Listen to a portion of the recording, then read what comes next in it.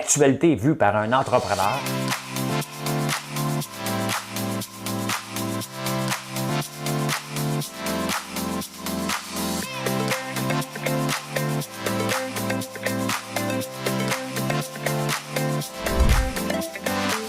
Ça bulle, parce que des fois j'ai des bulles, mais ça bulle.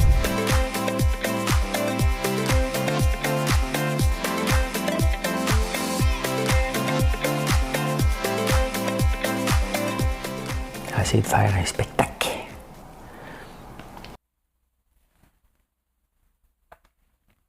Bon mercredi matin. On est le 10 novembre. On est le 10 novembre et de quoi je vais vous parler aujourd'hui? Avec du B. Oh! J'aime ça. Ouais, il a parlé. Bon, il y a un mini scandale à Ottawa. Il y a des millions qui sont allés à une entreprise malaisienne.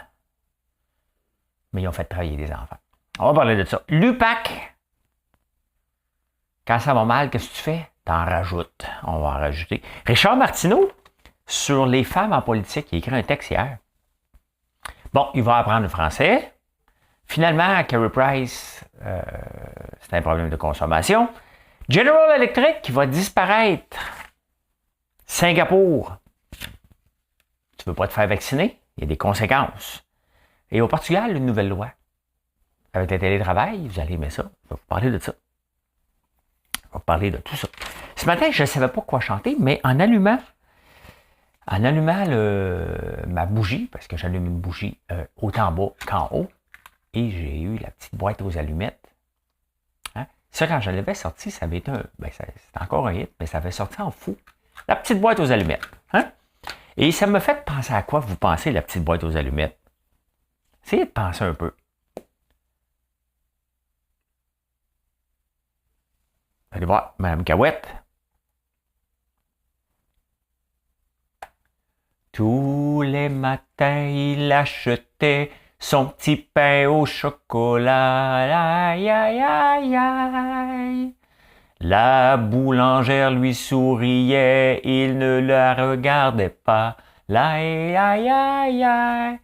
Et pourtant, elle était belle, les clients ne voyaient qu'elle. Il faut dire qu'elle était vraiment très croustillante, autant que ses croissants. Et elle rêvait mélancolique le soir dans sa boutique à ce jeune homme distant. Je ne sais pas pourquoi la boîte aux allumettes me fait penser au petit pain au chocolat. Parce que c'est la petite boîte aux allumettes et le petit pain au chocolat. Et puis j'arrête pas de vous dire, faut pas dire petit. Puis je m'en vais marquer sur un de mes produits, la petite boîte aux allumettes. Mais c'est tellement cute. Parce que si tu achètes des bougies, ça te prend des allumettes. Je vais penser à ça. J'ai pensé à ça. Hier, il y a un gars qui m'écrit souvent sur Instagram et qui me suit depuis au tout début, ou quand j'ai commencé à faire En prenant votre café, qui a déjà, c'est au mois de mars, au tout début de la pandémie. Hein, j'ai allumé ma caméra, puis je dis, tiens, on va essayer ça, puis ça n'a pas gagné. J'ai continué. Là, maintenant, c'est rendu plus organisé. Avant, c'était désorganisé avec ma pancarte en papier et pas de menu. Hein? Bon, maintenant, on est plus organisé. Je dis on. Je parle comme un joueur de. Je parle comme les gars de la Formule 1. Hein? On a bien travaillé. Ils sont seuls dans l'auto. Oui, je sais, ça prend une équipe. Mais ils ont le on facile tout en se disant que c'est eux autres qui ont gagné. Ils ont appris à dire on. Hein? C'est pas tout de suite le café. Faut que je finisse mon édito avant. Puis il me disait qu'il était impressionné, puis il capote de voir quand il voit nos pubs sur la boîte, la petite canette, ou toutes les pubs de bougies qu'on a maintenant. Hein? C'est bien fait. Bien, on évolue comme entreprise. Hein? On évolue et on s'en va. C'est techniquement, faut toujours aller vers l'avant. Donc, avoir toujours plus de revenus, être plus organisé, avoir une meilleure équipe. C'est comme ça qu'une entreprise grandit. Puis à un moment donné, tu te rends compte, tu es en haut d'une tour, hein, où tu vois la vie à l'envers. J'ai mon bureau en haut d'une tour, où je vois la vie à l'envers, où je contrôle mon univers. Qu'est-ce que tu veux, mon vieux? Hein? Quand tu joues au boss, ben, ça n'arrivera pas. Ça n'arrivera pas. Hier, c'est drôle, le gars de GLS était ici. Il est venu me porter le chocolat, hein, qui venait de chez moi, que Julie a fait. Et il m'a dit, ah, tu livres plus d'ici? Parce que lui, il savait, hein, j'ai commencé d'ici de la maison à Montréal à livrer derrière. Ici, là, c'est sur la plaque, là, c'est ici que j'ai commencé à faire les meringues et que je faisais les lingots de sucre aussi, que je faisais ça ici. C'est là, faut que ça commence toujours quelque part. Ça sentait bon par contre dans la maison, mais bon, t'as pas de place pour faire des produits d'érable, là. Mais c'est ici. Mon premier four à meringue était la place des canettes. D'ailleurs, je suis dû pour jouer avec ça, là. Peut-être jouer avec ça aujourd'hui. Hein? Je suis dû. Quand t'es dû, tu le fais. Donc, ben voilà, on évolue, on est content. On a eu une super belle journée hier. Une très, très belle journée. Puis je me suis rendu compte que des fois, des produits qu'on oublie de vous parler, et les petits pots, vous aimez ça. Hein? Vous aimez la petite boîte aux allumettes, les petits pots de barbe papa, des petits pots de popcorn, parce que ça a sorti comme des petits pains chauds. Là, je le sais qu'on dit des petits pains chauds, hein? Mais c'était Big Brother, il m'avait fait dire des petits pains chauds.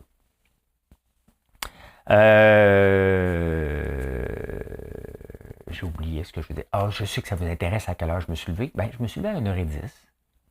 Puis je suis content. Je suis content. Là, il est au moment d'enregistrer ça, il est 3h45. Bon, j'ai fait un achat hier soir. Ceux qui ont suivi mon direct hier soir, c'est parce qu'il y a quelqu'un qui m'a écrit en privé pour me parler de ma manie de me toucher le nez. Et il a laissé sous-entendre que je prenais des substances. Ça n'a jamais arrivé. Je suis contre ça. Ça ne m'intéresse pas. Et quand je regarde comme Carey Price, bon, je ne sais pas ce qu'il consommait. C'est ça qui a dit qu'il y avait un problème de consommation. C'est facile de tomber dans l'extrême et je suis un extrémiste. Donc, ce genre de choses-là ne m'intéressent pas. Ce qui m'intéresse, des choses extrêmes, jeûner. Ce qui m'intéresse dans les choses extrêmes, prendre une douche froide. Ce qui m'intéresse dans les choses extrêmes, de toujours bien m'alimenter, puis de prendre un petit verre de vin une fois de temps en temps. OK? Donc, ici, je vois que je commence à avoir trop le goût de prendre du vin, ce qui peut arriver. C'est quand on en prend tout le temps, là. Là, c'est pas le cas, mais j'arrête pendant 2-3 mois. Je me dis, OK, j'ai pas besoin de ça dans ma vie. C'est comme ça. Hein? J'essaye de toujours me contrôler, mais bon, si je me touche le nez souvent, OK, c'est très simple, c'est que j'ai 54 ans. Et je suis un peu en retard pour m'acheter un rasoir à nez. Fait que vous le savez maintenant, il est commandé, je devrais le recevoir aujourd'hui, mon rasoir à nez. Ben, voilà. Eh bien, Dubé s'est choqué hier. Là, c'est le temps que je peux prendre une gorgée de café. C'est comme le signal. C'est un signal. Je verse des larmes de métal.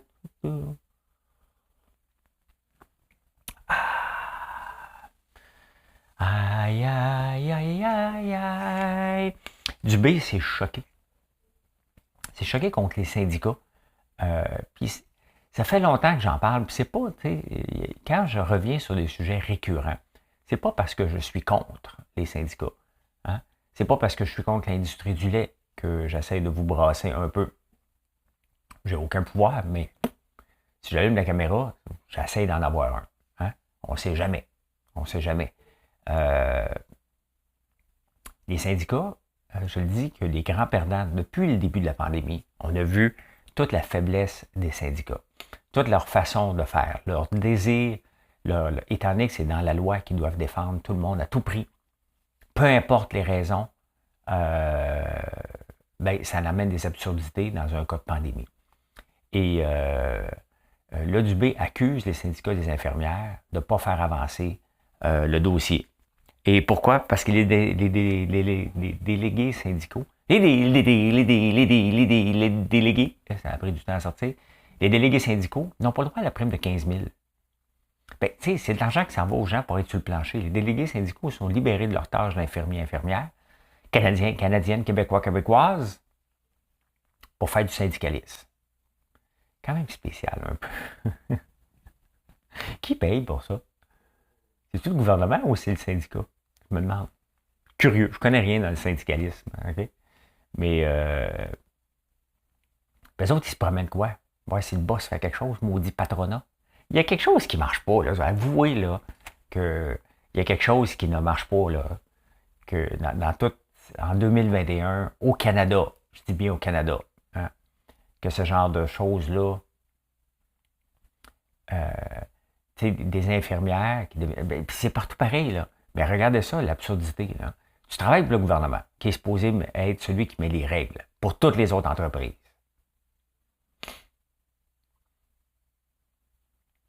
Là, c'est l'endroit le plus syndiqué parce que le gouvernement ne respecte pas les règles qu'il doit faire appliquer à toutes les autres entreprises. Et là, tu libères des gens qui vont se promener sur le plancher pour s'assurer que le boss et les employés font leur job, que le patronat fait quelque chose comme il faut, puis que l'employé est protégé à tout prix. Hein? Il y a quelque chose de bizarre un peu, mais là, hier, Dubé s'est choqué. Et moi, j'aime ça. Tu sais, à un moment donné, il faut que tu mettes ton pied à terre. C'est pas le fun de se choquer, là. Je me suis fâché, moi, il y a quelques semaines dans l'entreprise. Pas le fun, là. Je suis pas arrivé, puis je me suis pas dit, ils m'ont fait une mise en scène. C'est qu'à un moment donné, c'est que il y a des choses qui te tapent ses nerfs, qui s'accumulent, puis à un moment donné, ça sort tout croche. Ça ne veut pas dire que c'est bien, là. Loin de là. Ça veut juste dire que, regarde, la soupape, on a le droit, nous autres aussi. Bon, je suis allé m'excuser après, ce qui excuse pas, là. OK? Mais j'aimais ça que Dubé se fâche un peu pour dire, regarde, c'est assez, là. Faut avancer, là. Et là, les libéraux, hein, Dominique Anglade, qui n'a jamais rien géré, elle, ce qu'elle dit, c'est un gouvernement autoritaire. Quand tu vas avoir géré quelque chose là, dans ta vie, tu vas voir qu'à un moment donné, ce n'est pas d'être autoritaire, c'est d'être gestionnaire. Il y a une grande différence entre être autoritaire et dire, regarde, on prend cette direction-là puis on s'en va. Un gouvernement de consultation, c'est un gouvernement qui ne fait rien. Il ne peut pas toujours consulter. Qu'est-ce que vous pensez de ça? Ben moi, j'aimerais ça qu'elle n'a pas. Avez-vous déjà été dans une réunion de condo, vous autres? Moi, oui. Et juste ça, là, c'est assez pour que je ne retourne jamais dans un condo. Bon, j'aimerais ça amener la plénière. Il y a la toiture qu'il va falloir changer dans 8 ans. Il faudrait prévoir le fonds de prévoyance. Je pensais mettre 501 $ par année. Qui vote pour? Oh! Moi, je dirais 482. Oui, OK, on va le tenir en discussion. Est-ce qu'il y a quelque chose? On peut plus dire, je voulais m'ouvrir les veines, là, mais ça ressemblait à peu près à ça, OK? Non, je peux plus sortir de là. Faites juste me dire combien ça coûte, OK? Whatever, je me signe plus pour 18$, là, OK? Faut changer la toiture, faire changer la toiture, tu sais? Je suis rendu où? Hein? J'ai fait une parenthèse que je suis plus capable de fermer. La multiplication, la division ne marchera plus à la fin. Ferme la parenthèse, ou la parenthèse, c'est un plus, c'est un moins, hein? Ben, écoute, gouvernement autoritaire, c'est ça. C'est parce qu'à un moment donné, ça prend quelqu'un qui colle le chat. Hein? Puis il dit, on s'en va là, puis là, il faut avancer. Puis il accuse les syndicats. Il n'y a pas tort. Il n'y a pas tort. Là, ils ne sont pas habitués de se faire chicaner, eux autres. Hein? Ces syndicats, ça l'emmène large au Québec. Ils ne sont pas habitués de se faire chicaner. Fait que là, hey, on n'a pas apprécié. Puis là, François Legault, il est arrivé par en arrière. Puis il a dit, hey, je veux pas te chicaner. Là, je veux pas de chicane. Ça, on appelle ça la stratégie bon cop, bad cop. Ça marche. Papa, maman, hein? Demande à papa. Il a dit non. Va voir ta mère, hein? C'est exactement ce que Dubé et Legault. Pensez-vous que c'est pas arrangé? C'est pas de la théorie de la conspiration, là, OK? C'est qu'à un moment donné, pour faire avancer un dossier, je le sais, Georges puis moi, on faisait ça constamment. C'était souvent moi le mauvais cop, par contre. C'est lui qui ramassait les pots cassés, mais moi, je disais non. Peux-tu faire ça? Ben, pas pour les employés. Mettons, on avait un client. Le but, c'était d'être capable de facturer plus. Ouais, on aimerait ça faire ça. Ouais, non, pas capable. Pas capable, pas capable. Hey, ça va coûter cher. Hein? Fait que là, je disais non. Je voulais le contrat, mais je disais au client, ouais, c'est. Là, genre, je disais, OK, ben regarde, on peut le faire comme ça. Mais c'était tout arrangé. On était habitué. On n'était pas obligé de se parler avant. On le savait que ça pourrait être comme ça. Le bon cop, bad cop fonctionne. Donc, François Legault est arrivé, puis Dubé a mis son pied à terre. C'est quand la dernière fois qu'on a vu vraiment un ministre mettre son pied à terre? Honnêtement, nommez-moi en un, mais moi, le seul qui me vient en tête, là, de ceux qui a tenu tête au syndicat, puis qui a tenu tête à bien des gens, s'appelait Jean Garon. Les autres, là, ça a pas mal été toutes des mitaines. Hein? Il n'y a jamais un qui ose affronter les syndicats, encore moins l'UPA. Nommez-moi un ministre qui ose affronter l'Union des producteurs agricoles. Nommez-moi en un ou un premier ministre. Impossible. Impossible. À la défense des syndicats, ils ne se sont pas sentis impliqués. Parce que le gouvernement a fait il a fait un arrêté ministériel. Vous allez avoir 15 000. Puis là, ils ont dit, même vous ne nous avez pas consultés. Fait que si vous ne nous consultez pas, on va dire non. Ben, tu n'as pas besoin de consulter. Moi, si je décide de donner 15 000 de plus à tous mes employés, pas besoin de vous consulter. Pensez-vous que c'est assez? On aimerait ça 15 000 une. Hein, des réunions de condo. C'était ça ma parenthèse. Ah, tous les matins, il achetait.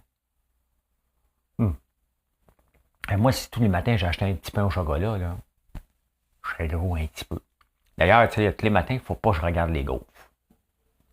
Il m'a sauté dedans. Ça n'a pas de sens. Puis vous êtes plusieurs à sauter dedans. Ça, on en sort. Et la fin de semaine, là, on a deux étudiantes qui rentrent samedi, dimanche, toute la journée. Vous allez me dire que c'est une maudite job plate. Peut-être. Mais on le laisse écouter. Ils écoutaient Squid Game la semaine passée. Ils ont 15 ans, là. OK? Et puis ils mettaient des. C'est machinal quand même, là, mettre 6 gaufres en sac. Fait que toute la fin de semaine, ils mettaient des gaufres en sac. Toute la fin de semaine. On en passe des gaufres, mais elles sont bonnes en tabarnouche. Le prochain produit, vous le savez, hein? Après les fêtes, du chocolat au beurre d'érable. J'ai goûté. Merci Julie. Julie qui est notre chef du département de shipping. Nous a fait ça. Elle est une très bonne cuisinière aussi. C'est une très belle découverte et un très bon atout pour notre entreprise, cette Julie. Ben, comme Brigitte. Puis honnêtement, comme toute l'équipe, c'est juste que là, elle nous a fait un test parce qu'elle le faisait déjà pour elle-même. Et c'est bon, en tabarnouche. On va en faire en tabarnouche. Pendant ce temps-là, en Malaisie, le gouvernement fédéral a acheté des gants. Des gants bleus, là. T'sais. Des gants pour quand tu as 50 ans et plus, tu as le docteur qui met ça avec de la vaseline. Là. Ça m'est déjà arrivé. J'ai fait comme oh! Puis vous savez ce qu'il m'a dit? Tu vas voir, tu vas t'habituer. Hein? Tu as le doigt dans mon péteux, tu me dis que je vais m'habituer. Laisse-moi donc deviner. Laisse-moi donc décider. Attends-tu de me laisser décider si je vais m'habituer ou non? Ouais, j'avais trouvé ça un peu malaisant, mettons, parce qu'il était très présent en dedans de moi, le monsieur. Avec son doigt, son gant. On a acheté pour 220 millions à une entreprise. Et là, on vient de découvrir que l'entreprise embauchait des enfants. Si on fait affaire avec des entreprises en Chine, au Vietnam, au Bangladesh, en Malaisie, à quoi qu'on s'attend? Vous vous attendez à quoi? Ne pensez-vous pas que ça fait partie de la culture là-bas? Vous savez comment ils gagnent là-bas? Ça veut dire que le coût de la vie est relatif. Là. Le salaire minimum est de 1200. Mire. Ça, c'est 360 $ par mois. Donc, une famille avec des enfants va dire à l'enfant, veux-tu venir travailler pour nous aider à payer le loyer? Je vous rappelle que dans les années 40, 30 ici, pourquoi on a eu un grand mouvement de syndicalisme, on a eu des règles, parce que il y avait des abus et il y avait aussi des enfants qui travaillaient ici. On faisait des enfants pour aider sur la terre, pour aider l'entreprise. Donc, on avait ça ici aussi, on s'est modernisé. Je ne dis pas que c'est correct. C'est loin d'être correct. Les enfants devraient aller à l'école, point. Et il y a des organismes mondiaux qui travaillent fort, l'UNICEF, Oxfam, même si j'aime pas toujours Oxfam, sur leur façon d'aller chercher de l'argent en accusant tout le temps les riches. Il reste qu'il y a des organismes qui font ça, puis il faut les supporter. Mais quand le salaire minimum est de 360$ canadiens par mois, et que tu fais affaire avec une entreprise dans un pays comme ça, ne joue pas à la vierge offensée après, là. Ouais. C'est évident qu'il y a des enfants qui travaillent. C'est partout. Pensez-vous qu'il n'y a pas des enfants qui travaillent dans le chocolat qu'on mange en Côte d'Ivoire? Et d'ailleurs, la Côte d'Ivoire, je tombais sur un article aujourd'hui, depuis 50 ans, ils ont perdu 80% de leur forêt pour cultiver, entre autres, du cacao. Hein, quand même. Ben voilà. Pour moi, c'est pas un scandale, c'est une révélation. C'est pas une révélation, c'est ben oui. Mais qu'est-ce qu'on fait maintenant? C'est soit qu'on décide de ne pas aller dans ces pays-là. Comme ça, on n'encouragera pas. Mais ne pas y aller veut dire aussi leur donner de l'aide internationale parce qu'ils vont crever de faim sinon. Je ne le sais pas. C'est quoi la balance entre... je ne sais pas. Ah ben l'UPAC.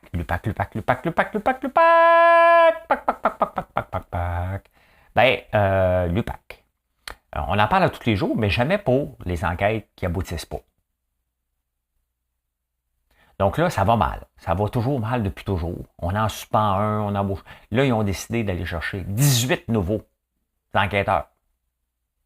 Mais des anciens à la retraite pour biffer. Sincèrement, la seule solution, là, tu scratches. Je ne sais pas pourquoi on n'est pas capable.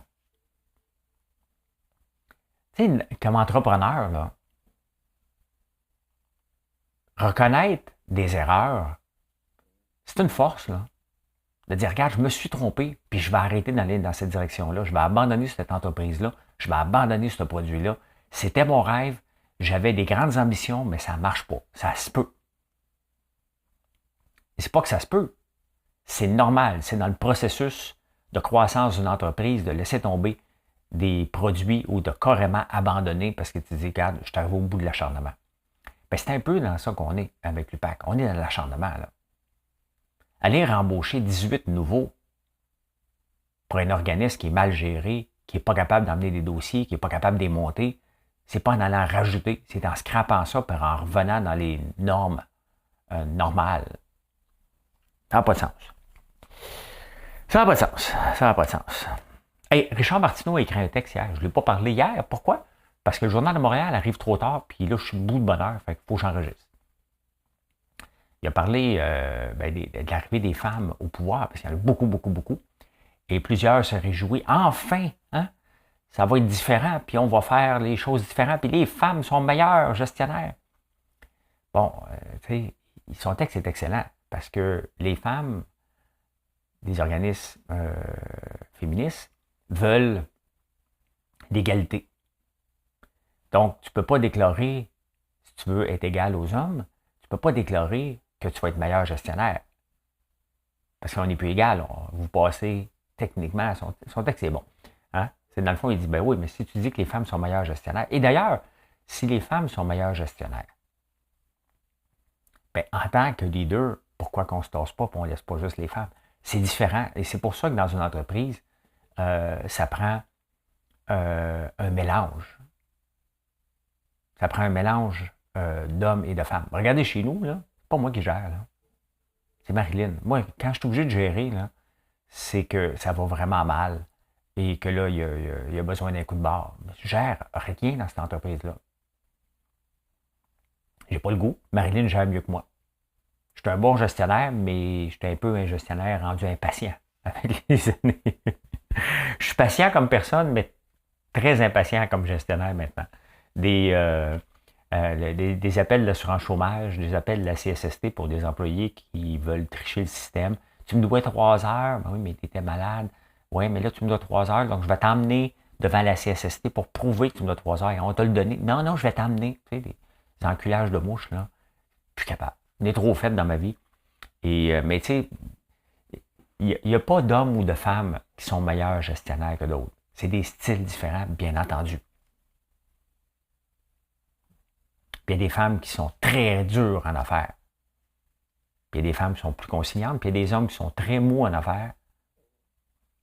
Coupez pas la phrase, là. Coupez pas. Cette phrase-là se dit dans un tout. S'il te plaît. Bout des scènes, coupe pas ça. Et les hommes sont très mous. Tu sais, quand je fais la TV et je veux pas être coupé au montage, ben, je m'assure de ne pas laisser de blanc. Hein? Comment ça va, François? Tu sais? Comment ça va? François. Puis là, ils ont le temps de couper. Il ne faut pas que tu laisses le temps de couper. Ben, c'est ça. C'est un très bon article. Il te dire non, c'est pas un qui est meilleur que l'autre. Il y a des styles différents, bien entendu. Mais ça n'a pas rapport souvent au genre. Ça a rapport à autre chose. Mais moi, je suis quand même content de voir qu'il y a beaucoup de femmes. Pourquoi? Parce qu'avant, c'était des... Bon, on va se dire, là. C'était souvent des vieux de la vieille avec une politique, une mentalité de politique. Il y a eu tellement de cas de corruption parce que c'était de même, ça marchait dans le temps, qui ne marche plus comme ça. Donc, ce que j'aime, c'est un vent de renouveau, hein, qui va amener de l'intégrité. Et c'est ça que j'aime dans le mouvement que je vois au Québec en ce moment. Bon, ben, Michael Rousseau va apprendre le français. À 61 ans, il gère une très grande entreprise. Il doit travailler 18 heures par jour pour s'assurer d'avoir des rendements financiers. Mais là, il va mettre les bouchées doubles pour apprendre le français rapidement. Et ça va être dans son évaluation de rendement. Fait qu'à la rencontre des actionnaires, là, ils ne demanderont pas en premier. Puis, c'est quoi les revenus? Puis ton français. Tu sais, des fois, mettre une patch pour nous faire accroire. Là. Il y a 61 ans. OK? Il va-tu apprendre le français? Mary Simons là, est où avec son apprentissage du français, la gouverneure générale du Canada? Ça, c'est pas mal plus important. Pas mal plus important. Fois 1000 que la gouverneure générale du Canada parle français. Qu'elle parle autochtone, c'est normal, c'en est une. Qu'elle parle anglais, c'est normal, on est au Canada. Qu'elle ne parle pas français, puis on la nomme gouverneure générale du Canada, c'est très insultant pour les 8 millions de Québécois que nous sommes. Pas mal plus insultant. On en a parlé un peu, puis on a arrêté. Moi, là, je m'en fous qu'il ne parle pas anglais. C'est pas lui le problème. C'était le conseil d'administration. C'est la Chambre de Montréal. Sincèrement, si je suis actionnaire, puis dans l'Assemblée des actionnaires, tu ne me parles pas de chiffres, tu ne me parles pas, mais tu me parles de ta qualité de français, puis comment tu as passé 3 heures par jour avec un prof, je vais dire, t'étais où? Hein? T'étais où pour gérer l'entreprise? Je prenais le français pour faire plaisir aux journalistes. Il est trop tard. Sincèrement, tu es là pour gérer une entreprise, pas prendre des cours, pas payer 5 millions par année pour apprendre le français, là. Tu n'as jamais voulu l'apprendre avant. Tu as des enfants qui sont nés ici. Tu ne parles pas français avec tes enfants. Come on. Tu vas apprendre maintenant parce que tu ne veux pas perdre ta job pour faire plaisir aux journalistes. Moi, je ne crois pas à ça. Là.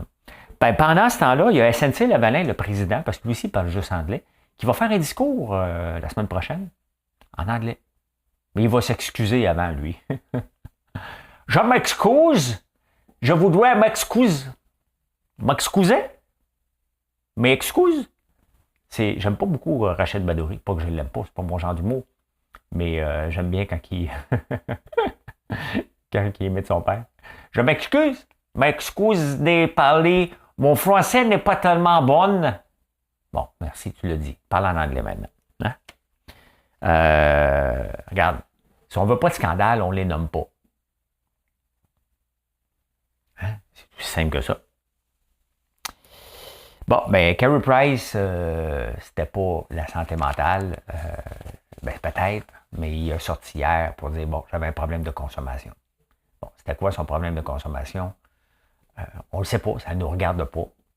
Ça ne nous regarde même pas non plus qu'ils viennent de dire. T'sais? Ça fait peut-être partie de son processus de réhabilitation, je ne sais pas. Mais ça ne nous dérange pas. La question, est-ce qu'il parle français, oui ou non? Il n'y a pas à apprendre le français. Un petit peu plus que le président d'Air Canada. Puis je ne l'excuse pas, le président d'Air Canada. Là. Des fois, on capote bien gros sur des affaires qui ne nous regardent pas tant. Puis les choses qui sont plus proches de nous. Gallagher parle du français.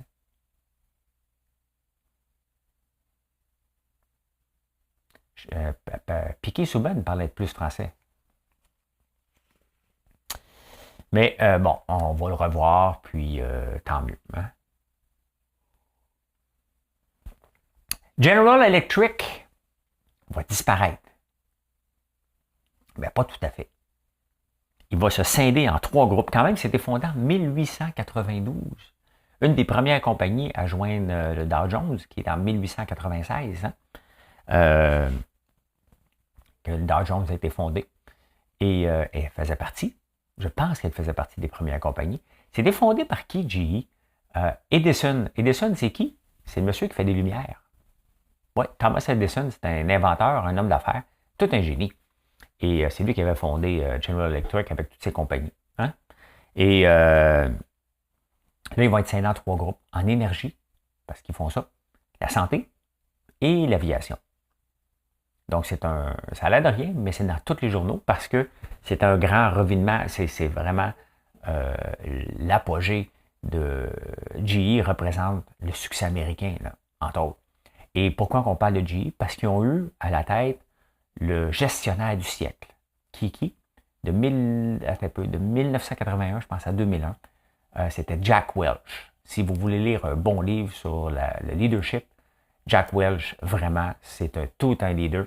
Un peu comme Lee Iacocca. Moi, je l'avais étudié, Lee Iacocca. C'est qui Lee Iacocca? C'est le gars qui venait de Renault, qui a redressé Chrysler, alors que Chrysler c'est sur le bord de la faillite, entre autres avec le modèle K, la Reliant K, un auto qui est extrêmement vendu. La Caravane Dodge, je parle comme la crypto, ben c'est Lee Iacocca. Mais Jack Welch avait dit, lui, une phrase très célèbre qui est utilisée partout. Soyez le meilleur dans ce que vous faites ou ne le faites pas pantoute. Ça ne veut pas dire que tu vas devenir le meilleur. Mais pousse pour devenir le meilleur. Ça ne donne rien de dire, moi le faire, puis va vous donner. C'est notre philosophie, by the way. On veut vous offrir les meilleurs produits, point final. C'est ça. C'est ça qui est ça. Hey, à Singapour, c'est assez le niaisage. Je pense, ça n'arrivera jamais ici au Québec, là, mais ça serait. Ah non, on recule sur le 15 octobre, là, puis on est même ça au 15 novembre. Là, le 15 octobre, là, non négociable. Le 13 octobre, ouais, on est finalement négociable, ça va aller au 15 novembre. 1er novembre, ouais, il n'y aura pas finalement. On va arrêter ça. À Singapour, ils ont dit, bon, là, c'est assez. L'État a assez payé pour ceux qui ne veulent pas se faire vacciner puis qui vont à l'hôpital. Ben là, à partir de maintenant, vous allez payer. Donc, à Singapour, si tu as la COVID et que tu n'es pas vacciné, tu te présentes à l'hôpital, tu vas avoir une facture. Checker les mails, les line-up. Ah non, mais là, c'est ça. Ça devrait être ça. C'est ça que ça devrait être. Tout simplement. C'est la pure logique. Tu ne veux pas respecter les règles de la santé publique, mais pourquoi que la santé publique paierait pour toi si tu ne veux pas les respecter? Pas faux. Pas faux. Au Portugal, le droit de décrocher, qui existe de plus en plus dans plusieurs pays, et on en parle ici aussi, mais là, la loi vient de passer, donc tu n'as pas le droit d'envoyer des emails. Puis en Allemagne, ça fait un bout que c'est là aussi. Tu n'as pas le droit d'envoyer des emails après les heures de bureau. Bon, c'est quoi les heures de bureau? Là? Mettons, c'est entre 9 et 5, 8 et 4, dépendamment. Mais après ça, tu n'as pas le droit de déranger un employé. Ben, ça vient de passer au Portugal aussi. C'est évident. C'est évident. Qui disait ça? José Chouinard. La blonde à Maxime. Quand elle avait oublié ses documents, là. Il a déjà été ministre des Affaires étrangères, lui. Mais il était correct dans ce temps-là. Mais il n'était pas correct, hein. C'est juste qu'on pensait qu'il était correct. Puis à un moment donné, ça, le revient au galop, là, qu'on dit. Hein? Comment on dit ça? Le revient au galop? Je ne peux pas vous laisser là-dessus. Chasser le naturel, il revient au galop. C'est ça. Il vient encore plus vite. Ben, c'est ça qui est arrivé avec Maxime. Le Portugal vient de voter pour le droit de décrocher. Et ça va arriver ici aussi. C'est bien évident que le gouvernement va rajouter ça dans ses règles avec le télétravail. Moi, honnêtement, j'essaie de ne pas trop déranger. Ouais, à l'heure que je me couche, je ne peux même plus déranger personne. Tu ne pas besoin de le voir avec moi. Eh bien voilà comment j'ai vu l'actualité en ce mercredi 10 novembre. Demain, c'est la journée du souvenir. Si vous aimez la bourse, la crypto, vous pouvez venir me voir. Je suis en direct, 9h20 à 10h15, 10h30, dépendamment. Ce soir, je ne fais pas de direct, peut-être un petit coucou à partir des studios de Radio-Canada. Je suis rendu un habitué maintenant, je m'en vais, on va se le dire, de 4h à 5h30. Donc, vous regarderez ça à TV. Hein? Sinon, en rappel sur tout.tv. Merci d'être là. Bonne journée tout le monde. Bye.